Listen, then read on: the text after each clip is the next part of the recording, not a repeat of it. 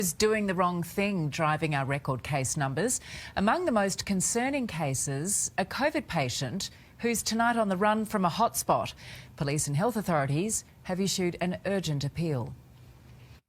Anthony Karam knows he is COVID positive when he steps into this public lift. Already breaking so many rules, he doesn't bother to cover his mouth as he sneezes and splutters. The 27-year-old is still infectious but has gone missing from his Wentworth Point apartment. A warrant now issued for his arrest. This 27-year-old chap, who apparently has expressed the view that he doesn't care less whether he spreads the virus, is one example of the worst of the worst. There's little sympathy for anyone ignoring the health orders, even this group of teenagers caught partying after dark at the bottom of the North Bondi Cliffs.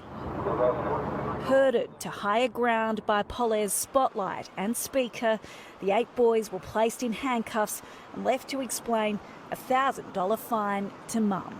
681 penalty infringement notices issued in the last 24 hours. More than 400 of those notices were again for people being outside of their home without a reasonable excuse. Sideline Sharks player Josh Dugan denies lying to police when he was found a long way from Sydney. The 31-year-old stopped at 11:30 last night in Lithgow, where he allegedly told officers he was moving to the area and feeding animals before admitting to visiting a friend. He and a passenger turned back to Sydney, only to be pulled over a second time, travelling in the wrong direction.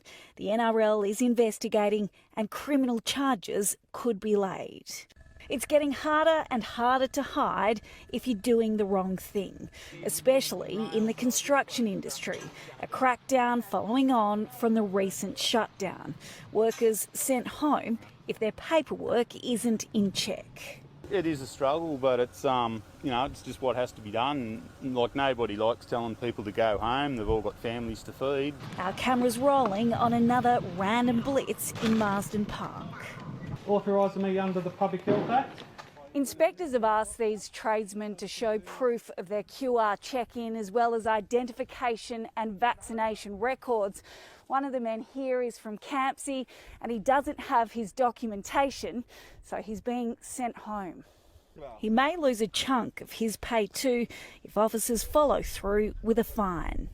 Tiffany Genders, 9 News. For breaking news, turn